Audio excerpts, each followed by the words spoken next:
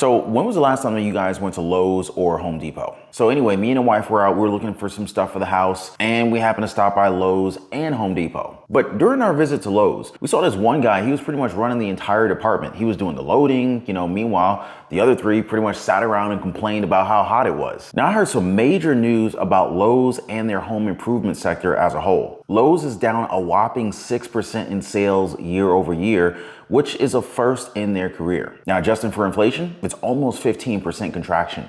This is huge, guys. Not a good sign. We've even seen some layoffs already, but I don't know, guys. This may just be the beginning of things. Unemployment's on the rise, job openings are shrinking, and come fall and winter, we're in for a bumpy ride, because guess what? This is actually the busy season. And you know what that means for Lowe's and for Home Depot, right? Brace yourselves, because their stock prices may be headed down. Now, with the real estate market contracting and commercial real estate facing a bloodbath, it's really not looking good for our favorite home improvement giants. Now, you guys remember the housing crisis back in 2006, 2007, and 2008, right? Well, guys, buckle up because things are about to get worse now. And it all comes down to one word: inflation. Now, about a year and a half ago, inflation hit us like a freight train, and the Federal Reserve's attempts to raise interest rates, they didn't quite work out so well, or they kind of did, but they kind of didn't. The result, though? The average consumer is feeling the squeeze. They simply just don't have the cash to tackle the home repairs and improvements that they were doing during the pandemic. Now, I've been talking to people at a major retail home improvement company, and according to them, traffic and sales have declined every month. I mean, they're already seeing 30 to 40% declines from last year. They're even lowering their prices, but it's really not making that much of a difference. Basically, people that are buying, they're going for as cheap as possible. Now, according to grocery giant Congrata Brands, the maker of the Slim Jim and Bird's Eye, Americans are hunkering down and they're buying less food as inflation bites.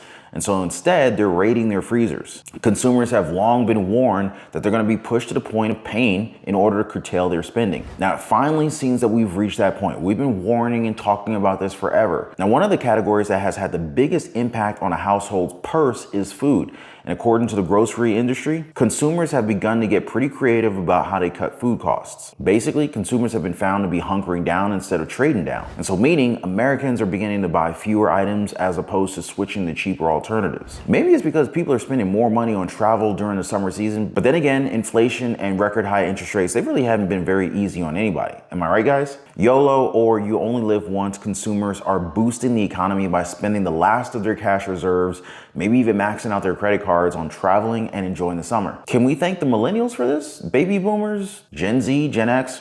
I don't even know. But still, people gotta eat, right? So if consumers are not buying as much food, but they're not going hungry either, then where's their food coming from? Well, somebody already did the research for us, and they basically found that some people are burning through the inventory in their homes. So spending more, but we're buying less. So the report found that shoppers are buying 2% less groceries than they were compared to, the same time period a year before. And this was led by the largest declines in frozen foods and household items. They rearranged our Walmart, and the biggest change was tripling the alcohol section. I mean, it really goes to show how the situation's impacting people's buying behaviors, Anybody out there stocking up on alcohol and beers and stuff? So anyway, from what I read from CNN, America's home improvement boom seems to be quickly fading away. As the pandemic dust settles, prices have shot up and consumers are growing fearful of a looming recession. Now, this is not good news for Lowe's and Home Depot. In fact, both of these retail home improvement giants have experienced disappointing sales recently. Now, I'm gonna be honest with you,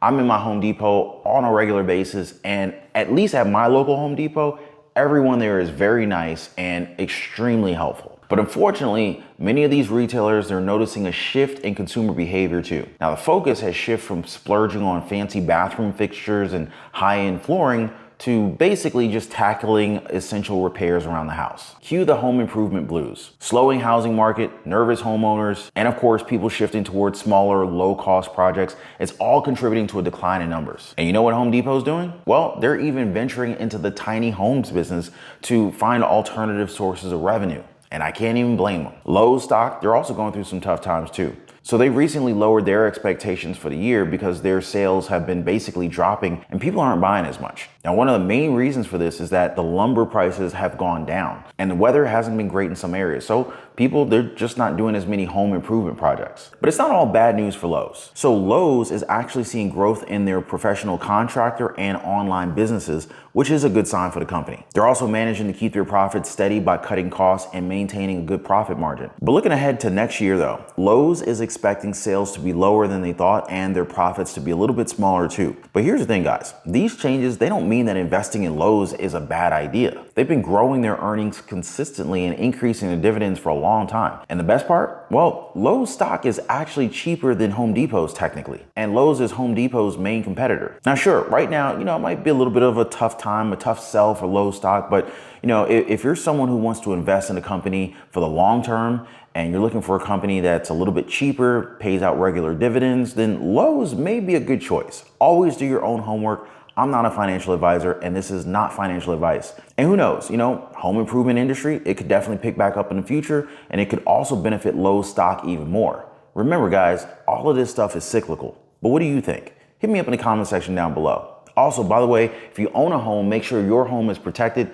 Get your free home warranty quote. There's a link in the description down below this video. And so just in case you wanted big savings on some appliances, you can also get them for cheap at the Lowe's Damn It section.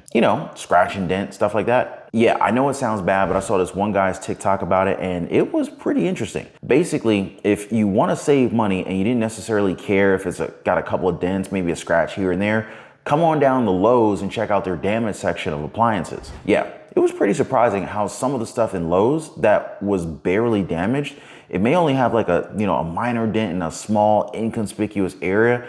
It was marked way, way down. But here's what some people were saying on TikTok. Water washer, because it had a dent on the side, after the first load of laundry, the dent popped itself right out. Another comment said, former Lowe's manager here, the reason it's so steeply discounted is appliance margins are absurd. They're still making profit at 50% off. And the last comment, former appliance specialist here, just know that the warranty that comes with it is void and you can't get one extended. Well, that's good to know. So yeah, guys, definitely worth at least checking it out, right guys? Retail in general is not doing too hot either. Anybody notice how San Francisco's retail hub is turning into a ghost town these days? So a bunch of retail stores have been closing down in recent months, and it includes some very well-known brands like Whole Foods, Old Navy, and Nordstrom. In fact, almost half of the stores in the city's downtown shopping district have shut their doors since 2019. It's not a good look, guys. Now, the big news is that the downtown Westfield Mall, with its 70 stores, has decided to stop making payments on a loan and give up ownership of the whole shopping center. And so this leaves the fate of the complex just completely up in the air. People are calling it a retail exodus, and many are blaming crime and homelessness as the main reasons behind it. But experts and former store owners, they're saying it's more complicated than that. So apparently some shoppers don't feel safe downtown anymore, and that's keeping them away. Plus, there's been a major shift away from traditional brick and mortar retail, especially during the pandemic when online shopping became even more popular since it was really the only option. And on top of that, remote work has also reduced the number of people who are commuting to offices, which means less businesses during lunchtime and after work. Crime is definitely part of the problem, but it's not the whole story here. Some big retailers like Whole Foods, Old Navy, and Nordstrom, who basically already closed their downtown San Francisco locations, mentioned reasons like ensuring worker safety and also evaluating their real estate portfolio. So it's pretty clear that the dynamics of the downtown San Francisco market have changed. So that's definitely affecting the foot traffic and their ability to operate successfully. But there's definitely no denying that crime, especially shoplifting, it's definitely going to be a problem for retailers. So San Francisco, they had a major economic shock during the pandemic, and it's been a real slow recovery for it. To bring back business downtown, people are talking about focusing on safety, reducing apartment rents, and even creating attractions that would draw visitors. But I think it's going to take a lot of those things put together to turn this tide around and actually bring San Francisco's retail scene back to life. But let me know what you guys think on that. Then of course, there's Amazon Prime Day that just happened. Some experts are calling it the last gasp of a beleaguered consumer. Check it out. The question is whether Prime Day is going to be good. It's going to be good. It'll be, $13 billion, $14 billion worth of sales. And if you think about that, that's almost as much as a retailer like Nordstrom's or Gap or Kohl's does in the entire year. So that'll just be Prime Days. But having said that, how much of that is pulling sales forward from later in the year? That's what we really want to know.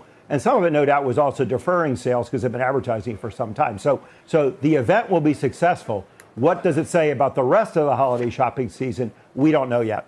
So Amazon went all out for Prime Day this year. Did you guys see the ads? Oh yeah, I saw Amazon ads left and right. I couldn't go anywhere without seeing one of their ads, whether it was a billboard or a pop-up on my phone, on my laptop, TV. But yeah, heavy on TV advertising and offering tons of deals, including those from their partners. Now, I think that they went all in to make sure that this event was a smashing success for their company executives, for the shareholders, and of course for Amazon FBA sellers, business owners, and entrepreneurs. So last year, they sold a whopping $12 billion worth of goods.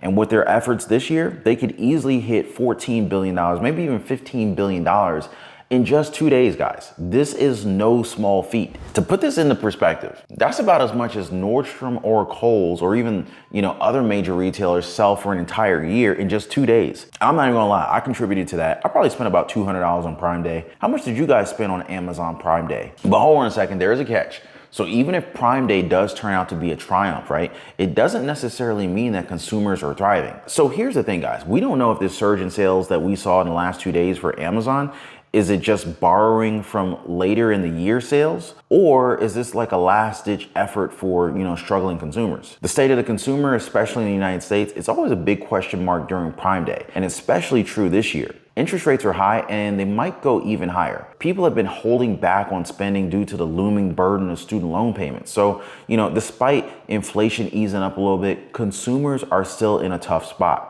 All I'm saying though, guys, is don't get too carried away when mainstream media starts talking about how successful Prime Day was. We need to give it some time to see if this actually truly sets off a chain reaction of consumer spending again that leads us into the holiday season. Whenever a big sale like this hits, it's not just about looking at the immediate numbers. Amazon has been teasing Prime Day for a week. And this means that people have held off on making purchases last week, waiting to see if they can snag a better deal during Prime Day. It's pretty much what experts call a suck in and suck out effect. Basically where sales are shifted from the future into the sale event. So when it's all said and done, we need to carefully analyze the overall impact and determine how successful it truly was. By the way, if you guys are new to the channel, please consider subscribing to the channel. And if you made it this far on this video, please drop a quick like for it. I would totally appreciate it. And I look forward to seeing you guys on the next one. Y'all be safe.